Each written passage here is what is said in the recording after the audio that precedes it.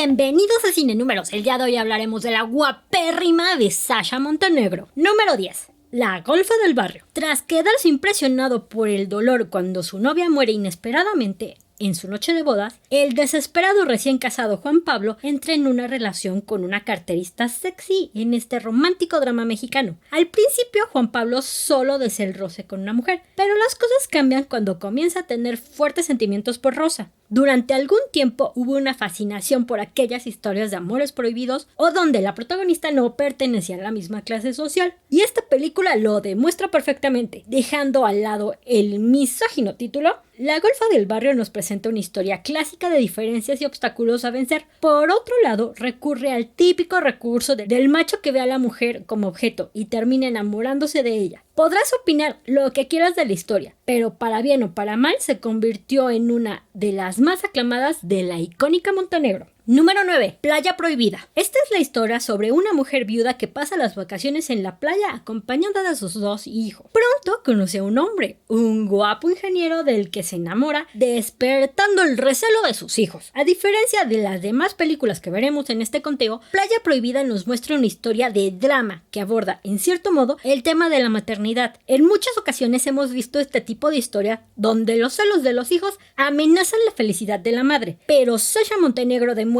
que puede con las historias dramáticas con cierta solvencia. No pasará la historia como la mejor película del mundo, pero sí es interesante verla en otra historia lejos de los albures y los desnudos de siempre. Número 8. Entre ficheras andaba el diablo. Después de recobrar su hombría, Satanás escapa del infierno por desfalcar a la secretaria de Hacienda Infernal, siendo perseguido por un par de pobres diablos buenos para nada y refugiándose dentro del cabaret termina trabajando como un transvesti. Por muy fantástica que suene la historia, lo cierto es que hubo quien se tomaba estas películas demasiado en serio. Evidentemente esta cinta resulta una comedia involuntaria por lo inverosímil de su argumento, pero también puede volverse ofensiva para ciertos sectores en la actualidad. Si decides verla, toma en cuenta el contexto en el que fue filmada y no la tomes demasiado en serio. Número 7. La corneta de mi general. Surge una guerra entre dos pueblos perdidos. El general Teófilo Camargo contra la generala Corona. Se enfrentan en una pelea sin razón con un ejército de 10 hombres y 10 mujeres en cada bando. La estrategia de ataque con municiones termina y recurren a las tácticas del placer para acabar con su oponente. Aunque la sinopsis indica una película con un poquito más de trasfondo, lo cierto es que nos encontramos con una comedia erótica muy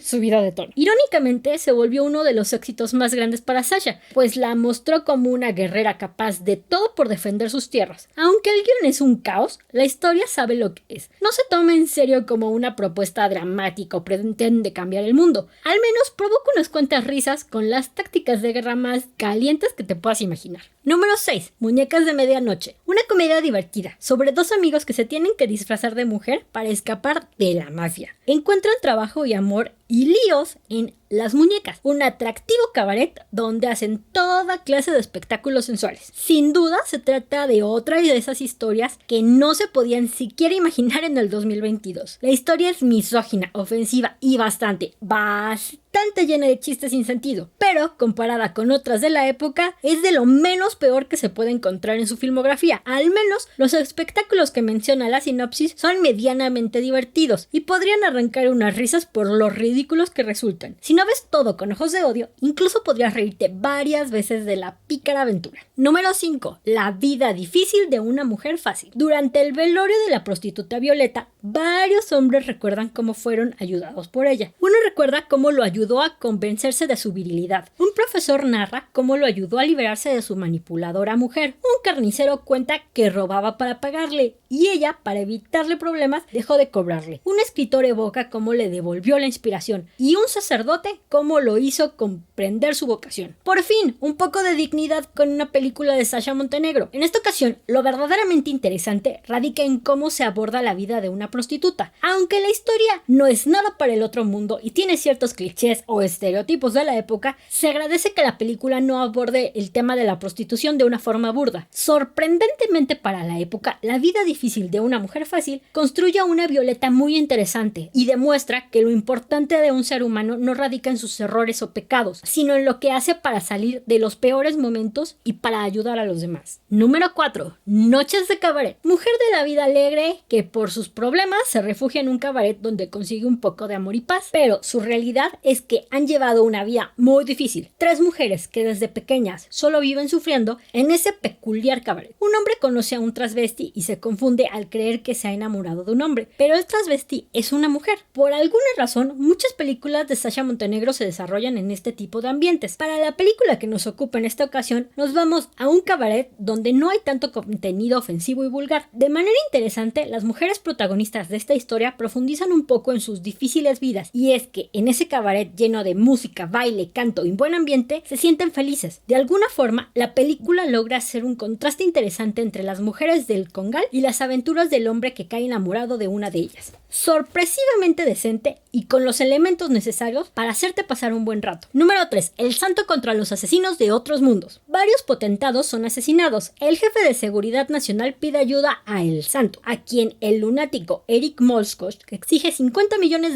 para detener la matanza. Las autoridades pagan, pero Santo sigue la huella de los criminales y descubre su guarida. Es capturado, pero también descubre que su poder procede de material lunar inteligente que al contacto con la atmósfera acaba con los humanos. Santo rescata entonces al profesor Bernstein, el único al que puede combatir la amenaza y que estaba plagado por los delincuentes. A nadie debería sorprenderle que esta sea una película de bajo presupuesto, así que si esperan una película con altas dosis de calidad, aquí no la van a encontrar. Dicho lo anterior, la cinta resulta entretenida por razones obvias. No hay forma de tomarse en serio esta aventura. Los efectos especiales son tan malos que resultan peculiares. Los combates son medianamente interesantes y la historia parece escrita bajo el influjo de ciertas drogas. Si estás de muy buen humor como para aguantar una historia llena de absurdos, no la pasarás nada mal. Número 2. La pulquería. En La pulquería, el apuesto Gerardo, enamorado de Norma, su bella psiquiatra, trata de recuperar su potencia masculina mediante el diablo, que ha venido a la tierra para descubrir qué es el amor, se emborracha y pierde su reino. Bueno, pero qué afán de meterse con el diablo en este tipo de historias. Aunque no lo parezca, esta película intenta jugar un poco más con el romance y hacer que el personaje de Montenegro viva una apasionada historia de amor. Una historia de amor con el diablo de por medio. El resultado es una película medianamente divertida, absolutamente alocada y con cierto giro de tuerca que la hace funcionar entre tanto albur y escenas subidas de tono. Número 1. Nada más y nada menos que Bellas de Noche. Al boxeador Bronco le retiran su licencia por estar afectado y trabaja de sacaborrachos en el cabaret El Pirulí, donde se enamora de la fichera Carmen y se hace amigo del padrote Margarito Fuensanta.